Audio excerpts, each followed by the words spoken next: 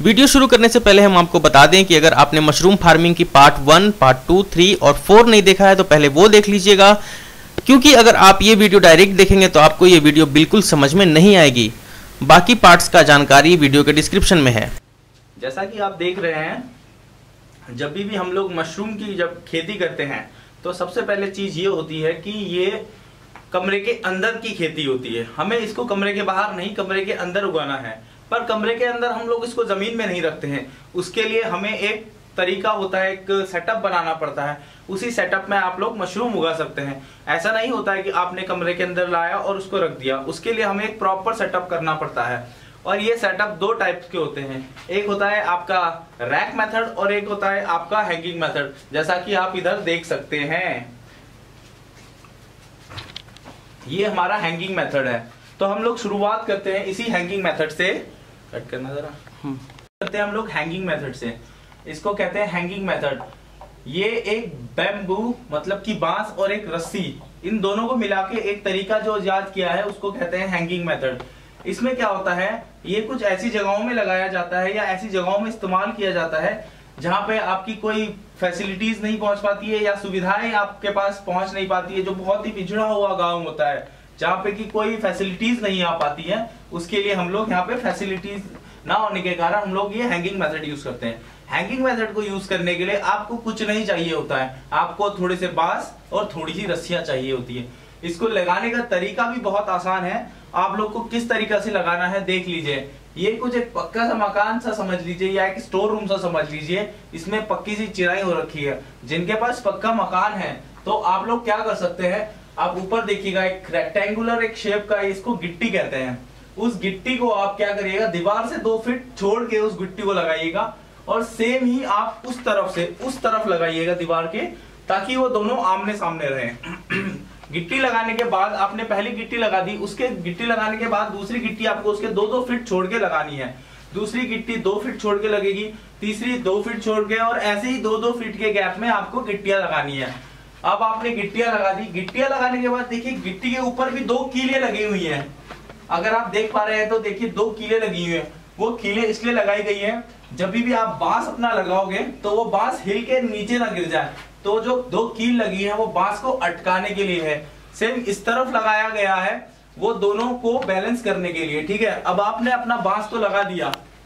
एक और चीज है, जब आप अपना बांस इस्तेमाल करते हैं तो जरूरी है उसको पेंट करना। पेंट करना बहुत ही जरूरी है, क्योंकि अगर आप जब भी उसको पेंट नहीं करेंगे तो उसकी लाइफ कम हो जाएगी। अगर आप कभी भी बाई चांस पानी वानी का स्प्रे करोगे या कुछ नमी बढ़ाने के लिए पानी का स्प्रे करते हो तो बांस में लग के क्या होगा, बांस गल सकता है। तो पेंट को इसलिए किया जाता है ताकि वो आपका लाइफ थोड़ी उसकी बढ़ जाती है, वो एक तरीके से वाटर प्रूफ हो जाता है, ठीक है। अब आपने बांस तो लगा दिया है, अब आपको रस्सियां टांगनी है। रस्सियां कैसे टांगनी है, आपने उस बांस के उस गुट्टी से लेके आपको 2 फीट के गैप लेना है और पहला रस्सी टांगना है। पहले रस्सी से दूसरे रस्सी के बीच में आपका 2 फीट का गैप रहेगा, फिर 2 फीट के गैप में तीसरा रस्सी और फिर 2 फीट के गैप में आपकी चौथी रस्सी। जितना आपको जगह मिले आप उस जगह को इस्तेमाल कर सकते हैं, ठीक है। रस्सियां आपने बांध दी हैं। अब रस्सियां बांधने के बाद आप देख सकते हैं इसमें हम लोगों ने गांठें बांधी हैं। वो गांठ क्यों बांधी है हम आपको बताते हैं। जब भी आप बैग रखेंगे तो वो गांठ से यहाँ पे अटकेगी। आपको पहली गांठ सबसे ऊपर बांधनी है और पहली से दूसरी गांठ के बीच में 50 सेंटीमीटर का गैप होना चाहिए, 50 से 55 सेंटीमीटर का। दूसरे से तीसरे के आपके बीच में गैप होगा 50 से 55, फिर 50 से 55 सेंटीमीटर का। ऐसे करते करते आप नीचे तक आ जाइए, नीचे तक आ जाइए। आप यहाँ नीचे तक आ गए हैं, आपकी आखिरी गांठ यहाँ पे बन चुकी है, इसके आगे आपके पास गांठ नहीं बंधेगी। आपने ये गांठ बांध दी है तो आपका आप सेटअप तैयार हो गया है।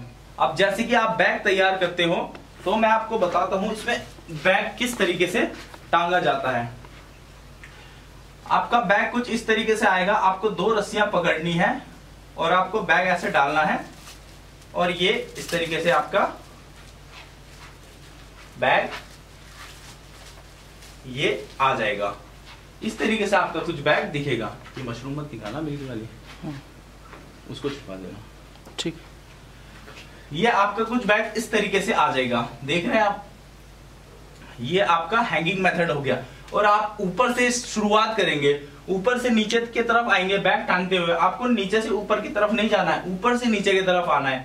जैसे जैसे आप बैग बांधेंगे, देखिए 1 2 3 4 5, आप 5 से 6 बैग बांध सकते हैं। वो डिपेंड करता है या वो निर्भर करता है आपकी छत की हाइट कितनी है। ठीक है, ये आपका ऑयस्टर मेथड, ऑयस्टर मशरूम है और ये आपका हैंगिंग मेथड है। बात करते हैं रैक मेथड की।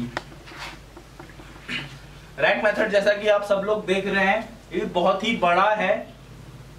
इसको भी आप लोगों ने पेंट करना है। जो भी आप बैम्बूज लेंगे आप लोग को उसको पेंट करना है, बांस को। ठीक है, बांस को पेंट करने के बाद आप उसको लगाएंगे, पर लगाने से पहले आपको उसका फ्रेम तैयार करना पड़ेगा। आप लोग जैसा कि देख रहे हैं, आपने सपोर्ट किस लिए लगाया, 1 2 3, और उस तरफ से भी आप लोगों ने एक सपोर्ट सा बना दिया। पहले उसका आपको फ्रेम तैयार करना है। ठीक है, रैक बनाने के लिए सबसे अच्छा तरीका है कि आप जमीन से 4-5 इंच छोड़ के पहला रैक बना सकते हैं। जैसा कि आप यहाँ पे देख रहे हैं, यहाँ पे कुछ 2.5 से 3 फीट पे पहला रैक है, पर आप चाहे तो आप 4 से 5 इंच के बाद पहला रैक बना सकते हैं। और पहला रैक आपने यहाँ बनाया था, उसके 2.5-3 फीट छोड़ के आप दूसरा रैक बनाएंगे। उसी हिसाब से आप तीसरा रैक, और 2.5-3 फीट के बाद आप 2 से 2.5 फीट के बाद आप चौथा रैक बना सकते हैं। ठीक है, आपके पास जितना जगह है वो उसके निर्भर करता है। अब यहाँ पे लोगों के पास ये क्वेश्चन रहता है कि हाँ, हम लोगों को इतना गैप क्यों रखना है? 2 से 2.5 फीट गैप बहुत जरूरी होता है। क्यों? क्योंकि 2 से 2.5 फीट का गैप इतना होता है कि आप बिना बैग को टच करे या छू कर अपना बैग को चारों तरफ से देख सकते हैं, कुछ इस तरीके से। ठीक है, आप लोग को अगर हाइट रैक की 1 फीट होगी तो आपका सर उसके अंदर नहीं घुस पाएगा, आपको बैग हिलाना पड़ेगा, जो कि हिलाना बहुत ही गलत चीज है। जैसा कि आप देख रहे हैं, यहाँ पे छोटी छोटी मशरूमें आ रही हैं। अगर आप इस बैग को पकड़ के हिलाओगे तो वो मशरूम टूट जाएगी और वो मशरूम खराब हो सकती है। इसलिए जब उसमें बैग में मशरूम आ जाता है तो हमें बैग को छू नहीं सकते हैं। हमें सिर्फ आगे पीछे से सर डाल के इस तरीके से देखना पड़ता है कि बैग चारों तरफ से बैग की कंडीशन सही है या नहीं है। ठीक है, रैक की बात करते हैं और हैंगिंग मेथड को अगर हम कंपेयर करेंगे, अगर ये जो रैक है ये अगर 10,000 रुपए की इसकी लागत है, तो ये वाला जो हैंगिंग मेथड है इसकी लागत सिर्फ 2,000 रुपए की आती है। तो इसमें क्या है, आपका पैसों का भी बहुत ज्यादा अंतर है। ठीक है, इसको बनाने के लिए बहुत टाइम, बहुत सारा पैसा और बहुत सारा दिमाग लगता है। ठीक है, बल्कि ये आपको 2,000 या उससे भी कम, अगर आपके पास बांस और रस्सियां हैं तो आपको कुछ पैसे देने की जरूरत नहीं है। आप इसको घर पे बैठा बैठा आराम से बना सकते हैं। बहुत ही जल्दी बन जाता है और बहुत ही आसानी से बन जाता है। इसकी कोई लागत भी नहीं है, बहुत लागत भी है तो वो ना के बराबर। ठीक है, तो जो भी है, आप लोग अगर स्टार्टिंग करोगे या आप करोगे स्टार्टिंग करोगे तो मैं कहूंगा कि आप लोग हैंगिंग मेथड से ही स्टार्ट करें। ठीक है, जैसा कि आप देख रहे हैं, जब हम लोगों ने बैग बना दिया है और अब हमें क्या करना है, हम लोगों ने बैग लाके अंदर रख देना है। जो कि आप लोगों ने सेटअप जैसा भी तैयार किया है, उस सेटअप में हम लोग को बैग लाके रख देना है। और उस कमरे को हम लोगों को क्या करना है, चारों तरफ से खिड़की दरवाजे से बंद कर देना है, बिल्कुल ही बंद कर देना है 20 दिन तक। 20 दिनों में सिर्फ हमें उसका कमरे का तापमान और बैग का तापमान नोट करना है। ठीक है, और 20 दिन तक हवा देने की कोई जरूरत नहीं पड़ती है। इसमें जो भी हवा देने की और कार्बन डाइऑक्साइड निकालने की जरूरत पड़ती है वो 20वें दिन के बाद ही होती है। ठीक है, शुरू के 20 दिनों में जब हम लोग बैग लगाते हैं, जब हम लोग कमरे के अंदर बैग लाते हैं, तो वो कमरे को हम लोग खिड़की दरवाजा और सारी चीजों को हम लोग कवर कर देते हैं, कहीं से भी हवा नहीं आने देते हैं। क्योंकि शुरू के 20 दिनों में क्या होता है, मशरूम के बैग्स को कार्बन डाइऑक्साइड की बहुत ज्यादा मात्रा में जरूरत होती है, तभी ये बैग में जो सफेद पन है, इसको माइसीलियम कहते हैं, ये फैल पाता है। इसी की वजह से फ्रूट आती है। माइसीलियम को तब तक जरूरत होती है 20 या 21 दिन तक। 21 दिन के बाद हम लोग को केसिंग करना पड़ता है। जैसा कि आप देख रहे हैं, केसिंग ये है। जब ये फ्रूट आने लगे, फ्रूट आने के बाद ही हमें एग्जॉस्ट फैन की जरूरत पड़ती है। जैसा कि आप देख रहे हैं, आज हमने ये ताजा बैग बना के तैयार किया है और हमने अपने सेटअप में रखा है। पर जो मैंने जैसा पहले आपको बताया है कि आपको 20 दिन तक कमरे को बंद रखना है और सिर्फ आपको कमरे का तापमान और बैग का तापमान नोट करना है। तो तापमान पहले नोट करने के लिए इस तरीके का एक थर्मामीटर आता है, 60 रुपए का। 60 रुपए का आपको मिल जाएगा ये। इसको लेबोरेटरी ग्लास थर्मामीटर कहते हैं, ठीक है। ये थोड़ा सा लंबा होता है बाकी थर्मामीटर से। तो आप देख लीजिए, ये इसका सेंसर होता है, ये लाल वाला पार्ट। आप लोग को क्या करना है, इससे बैग का टेम्परेचर नापना है, बैग का तापमान नापना होता है। बैग का तापमान किस तरीके से आप नापेंगे, आपको इसको लेना है और कहीं से भी इसमें डाल देना है, ठीक है। आपको 15 से 20 सेकंड का इंतजार करना पड़ेगा। आपने 15 से 20 सेकंड इंतजार करिए और देखिएगा कि इसका लाल वाला एक मरकरी होता है, आप उसको ध्यान से देखिएगा। इस बैग का टेम्परेचर अभी 30 डिग्री सेल्सियस जा रहा है, ठीक है। आपने इसको निकाल देना है। और कुछ बातों का इसमें यहाँ पे ध्यान रखने की बहुत जरूरत होती है। जब आपने थर्मामीटर डाला है तो आपको बैग का टेम्परेचर देखना है, तो आप बैग में ही डाल के देखिएगा।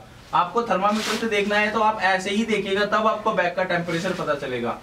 आप लोग को ऐसे बाहर निकाल के थर्मामीटर से देखने की कोई आवश्यकता नहीं है। आपको बैग का टेम्परेचर देखना है, बैग में डालिए, देखिए, उसको निकालिए और रख दीजिए। कितना टेम्परेचर होना चाहिए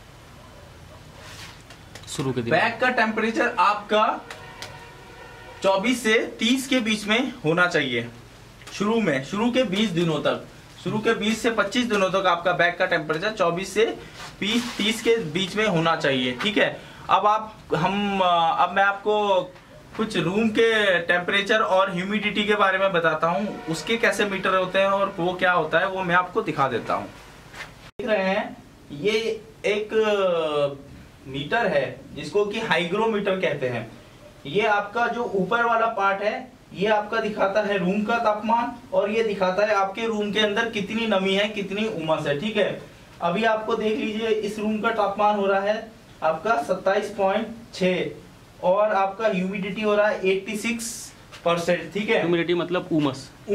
जो इस रूम में जो उमस है या मॉइस्चर है, जो आपकी नमी है, वो है आपका 96 कह रहा हूँ, 86%, ठीक है। और वो कितना रखना है आप लोग को? जो रखना होता है वो रखना होता है आपको 70 से 90 के बीच में ह्यूमिडिटी, और आपको टेम्परेचर जो मेंटेन करना पड़ता है रूम का, वो होता है आपका 20 से 30 डिग्री, 25 से 30 डिग्री के बीच में, ठीक है, बस। और उसका केसिंग का आप बताऊंगा ना। आप जैसे कि देख रहे हैं, ह्यूमिडिटी यहाँ पे है 86%। 86% आपको ह्यूमिडिटी लानी पड़ती है, यानी कि उमस, ठीक है, चिपचिपापन। जो आपको मतलब कमरे में घुसते ही आपको जो चिपचिपापन लगे, उसको आपको उमस कहते हैं। उमस का यहाँ पे एक बहुत ही बड़ा योगदान है इधर, एक रोल है इधर, कि आप जब भी मशरूम क्या होता है, जितनी ज्यादा कमरे में उमस होगी उतनी ही वो जल्दी बढ़ती है। वो उमस के थ्रू ही अपना, उमस के द्वारा ही और उसके रास्ते ही वो अपना पानी लेती है और खाना लेती है, ठीक है। उसी वजह से वो मशरूम बढ़ती है, ठीक है। और क्या बताना है इसमें, उमस कैसे क्रिएट करें? हाँ, अगर कभी आपके कमरे में उमस 60% से नीचे हो जाए तो आपको क्या करना है, आपको फर्श और दीवार में पानी डालना है, ठीक है। आप दीवार में डालिए पानी, छत में डालिए, ऐसे करके, और पाइप से या किसी भी चीज से आप पानी डालिए फर्श और दीवार में। जब फर्श और दीवार गीला होगा तो आपकी उमस अपने आप बढ़ जाएगी। तो वो 60, 70, 80, 90 तक भी आपकी उमस जा सकती है, ठीक है। तो 20 दिन तक आपको क्या करना है, इसी प्रकार से जो आपका मिल्की मशरूम का पैकेट है उसको इसी प्रकार से जो है स्टैंड पे या हैंगिंग मेथड से आपको रखना है, और खिड़की, दरवाजे, कमरे सब कुछ बंद कर देना है। 20 दिन के बाद आप देखेंगे कि आपका जो पैकेट है वो वाइट कलर का हो रहा है, यानी कि उसके अंदर फफूंद फैल रहा है, ठीक है।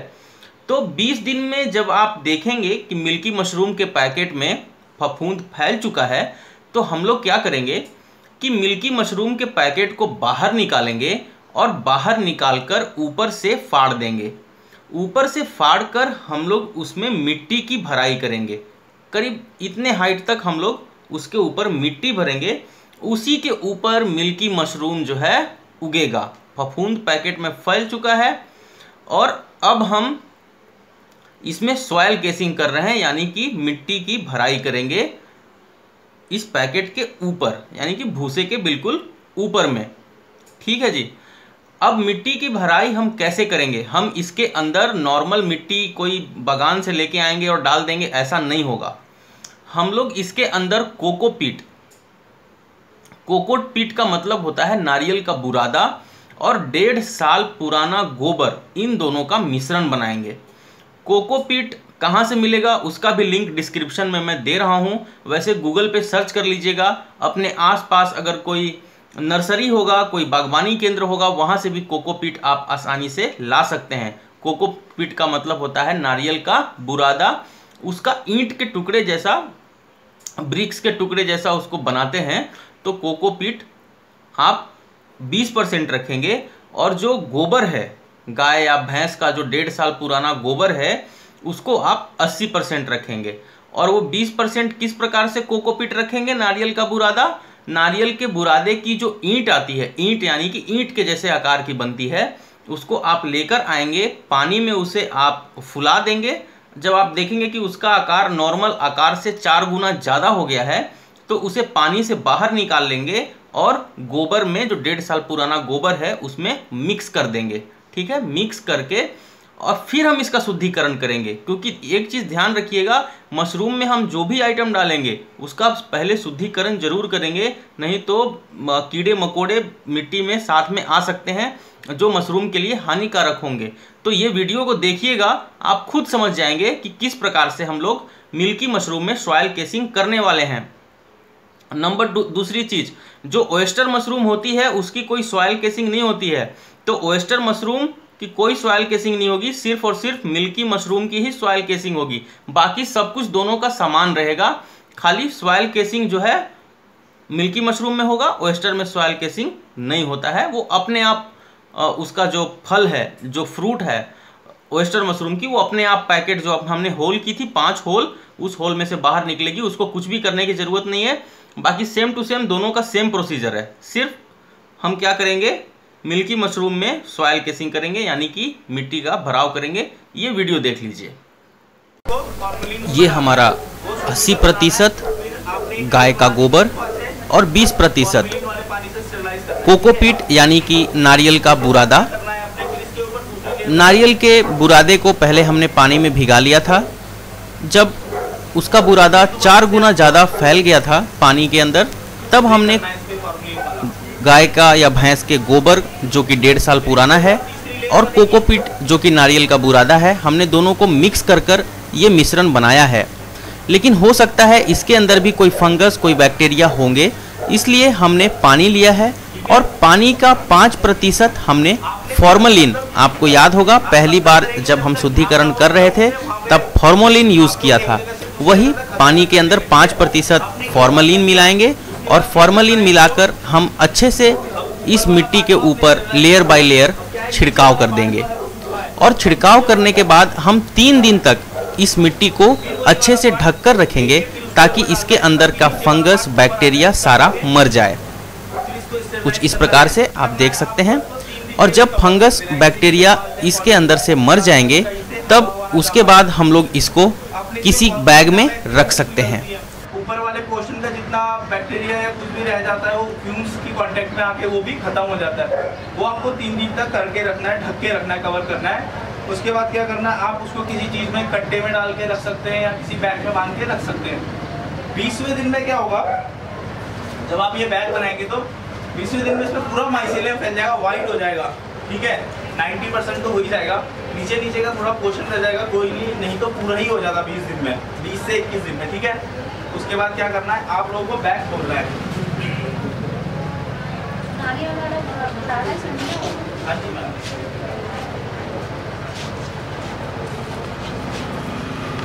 बैग पूरा माइसेलियम फैल चुका होगा 20वें दिन तक। ठीक है, आपको बैग खोलना है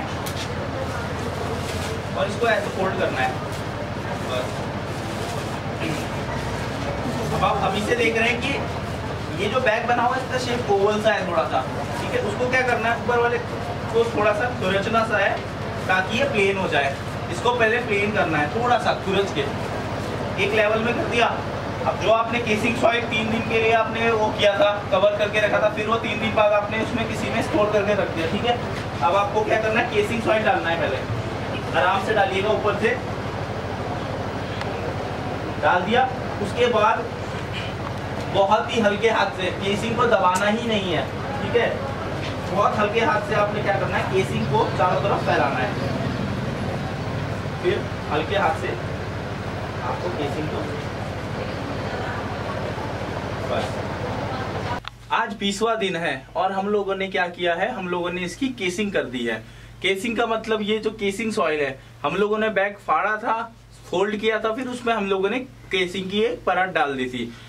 इस केसिंग की परत को हमने आज 20वें दिन में डाला है। तो इसको हम लोग को क्या करना है, 10 से 12 दिन तक हमें इसको पानी देना है। हमें उतना ही देना है जितना सिर्फ इसकी केसिंग गीली होए। हमें इसका भूसा गीला नहीं करना है, हमें सिर्फ इसकी केसिंग गीली करनी है। 10 से 12 दिन तक हम लोग को क्या करना है, इसमें सिर्फ पानी ही डालना है, वो भी थोड़ा थोड़ा फुहारे में, थोड़ा थोड़ा डालना है। और वो फुहारे में से डालना है, वो जो पंप होता है स्प्रे करने वाला, आप उससे डालिएगा। आप मग से पानी मत डालिएगा, ना पाइप से डालिएगा। आपको सिर्फ 10-12 दिन तक इसमें पानी का ध्यान रखना है, ठीक है। इस केसिंग को सूखने नहीं देना है। आप देख रहे हैं हम लोगों ने अभी मशरूम लगा रखे हैं कमरों में, पर जैसा कि मैंने बताया था कि ये कमरों के अंदर किया जाता है, पर ऐसा भी नहीं है कि आपके पास सिर्फ एक ही दरवाजा है कमरे में और खिड़कियां नहीं है। कमरों में खिड़की और दरवाजों का होना बहुत जरूरी है और खिड़कियों का होना भी बहुत जरूरी है, ताकि हवा का आना और जाना हो सके। आपको क्रॉस वेंटिलेशन कहते हैं इसको, कि एक जगह से हवा आए और दूसरी जगह से हवा जाए, तो इससे आपकी हवा क्रॉस होनी चाहिए। हवा के साथ साथ आपको क्या है, आप जब मशरूम आती है तो आपको ताजी हवा देनी पड़ती है, उसके लिए आपको खिड़की दरवाजों की जरूरत है।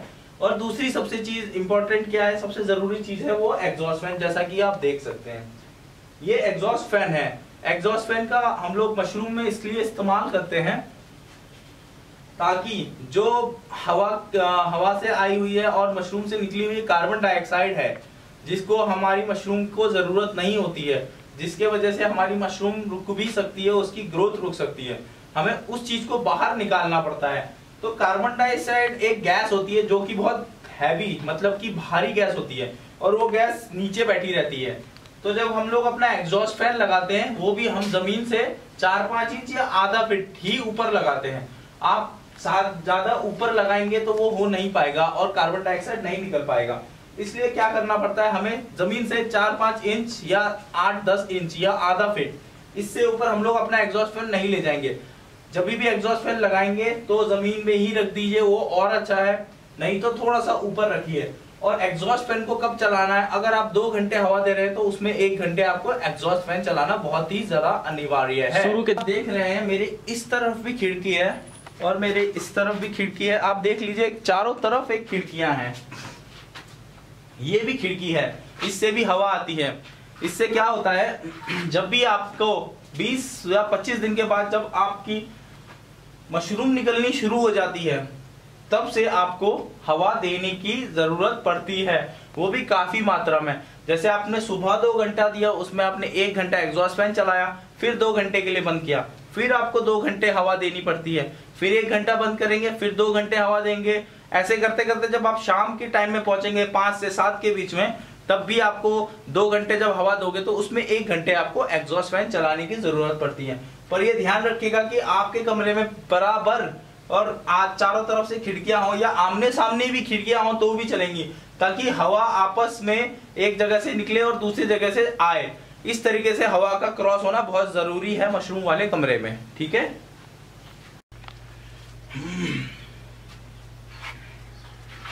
आज 30वां दिन है। हम लोगों ने 10 दिन पहले इस पे केसिंग करी थी और इस पे पानी डाला था, और आज 30वें दिन पे देखिए हम लोगों ने 20वें दिन पे इसमें केसिंग सॉइल डाली थी और इसमें पानी डालते रहे। तो 30वें दिन तक ये देखिए, ये आप देख रहे हैं ये छोटी छोटी, ये कुछ इस तरीके की, इसको मिल्की मशरूम कहते हैं। जो आपने ये 30 दिन तक की जो मेहनत आपने करी है, जो हम लोगों ने ये मेहनत आप करोगे तो उसके बाद जो आपको फल मिलेगा ये कुछ इस तरीके से होता है। इसी को आप मिल्की मशरूम कहते हैं, ठीक है। ये बड़ी होगी कुछ इस तरीके से, पहले ये इतनी छोटी होगी, फिर ये इतनी बड़ी, फिर ये बड़ी होगी, फिर कुछ इतनी बड़ी हो जाएगी, और कुछ ये 9 इंच तक, 5 से 9 इंच तक बड़ी हो सकती है। तब जाके उसका फ्रूटिंग का टाइम आता है, तब आप उसको तोड़ सकते हो, ठीक है। तोड़ने का तरीका भी मैं बताता। मशरूम तोड़ने लायक आपका 30 से 32 दिन तक जब आपकी मशरूम आने स्टार्ट हो जाती है, यानी कि आपकी मशरूम इस तरीके से आ जाती है, ठीक है। छोटी छोटी जब मशरूम आती है, इसमें एक बात का और ध्यान रखा जाता है, हमें सबसे जरूरी है लाइट। ऊपर लाइट देखिएगा, ऊपर की तरफ हम लोगों ने लाइट लगाया है, वो भी इसके बीचों बीच। इस लाइट लगाने का ये कारण ये है कि आपका मशरूम जो है, ये मिल्की मशरूम है, ये आपकी रोशनी की तरफ ही बढ़ती है। अगर आपने बैग इधर लगाया है और लाइट उधर लगाया है, तो वो मशरूम क्या होगा, वो लाइट की दिशा में ही जाएगी। तो बेहतर है आप लाइट उसी के सर पे लगाइए, बिल्कुल बीचों बीच और ऊपर लगाइए, ताकि जो आपकी मशरूम निकले वो लाइट की दिशा में निकलेगी, ठीक है। आज हमारी मशरूम तोड़ने के लिए एकदम तैयार हो चुकी है, पर इसको तोड़ने की भी एक विधि होती है। अब ये नहीं होता है कि आप लोगों ने देखा मशरूम तैयार हो गई है तो उसको उखाड़ दिया। इसकी तोड़ने की विधि आज मैं बता रहा हूँ। ये कुछ इस तरीके से है, आपको इसको पकड़ना है, ये वाला इसका हिस्सा पकड़ना है और इसको पकड़ के हल्का सा इस तरीके से घुमाना है। और आप जैसे कि देख रहे हैं कि ये हमारी मिल्की मशरूम तैयार हो चुकी है और हमने ये तोड़ने लायक हो गई है, ठीक है। आपको ये वाला हिस्सा पकड़ के सिर्फ हल्का सा ट्विस्ट करना है, यानी कि घुमाना है, और वो मशरूम आपकी टूट जाएगी, ठीक है। तो हमने क्या किया, सॉइल केसिंग किया, ठीक है, किसका, मिल्की मशरूम का, लेकिन ओयस्टर का कुछ भी नहीं किया। सेम टू सेम इसी कमरे में हमने उसको रखा है। 15 से 20 दिन में क्या होता है कि ओयस्टर मशरूम में से फ्रूट्स निकलना बाहर शुरू हो जाता है, लेकिन मिल्की मशरूम में 1 महीने में फ्रूट निकलना शुरू होगा। 20वें दिन हम लोग सॉइल केसिंग करेंगे, उसके 10 दिन बाद फ्रूट्स निकलना जो है शुरू हो जाता है मिल्की मशरूम में। ओयस्टर मशरूम में कुछ भी करने की ज़रूरत नहीं है। उम्मीद करते हैं कि ये जो मशरूम फार्मिंग की मैंने ट्रेनिंग सेशन रखी है, वीडियो के माध्यम से आपको दिया है, आपको काफ़ी पसंद आया होगा और आपको काफ़ी जानकारी मिल गई होगी। लेकिन फिर भी अगर आप हैंड्स ऑन ट्रेनिंग लेना चाहते हैं मशरूम का, तो नीचे लिंक दिया है मैंने वीडियो के डिस्क्रिप्शन में, वहाँ संपर्क कर सकते हैं और जाकर मेरी बातचीत हो चुकी है, वहाँ पे जाकर आप लाइव ट्रेनिंग उत्तराखंड में जाकर देहरादून में ले सकते हैं। दोस्तों, इस वीडियो को लाइक कर दीजिएगा और शेयर भी ज़रूर कर दीजिएगा। अगर आपको मेरा काम अच्छा लग रहा है तो मुझे सपोर्ट करने के लिए रेड कलर सब्सक्राइब बटन दबाकर मुझे सपोर्ट कर सकते हैं। अंत में सिर्फ इतना ही कहूँगा, अपने माता पिता का हमेशा ख्याल रखिएगा। जय हिंद, वंदे मातरम।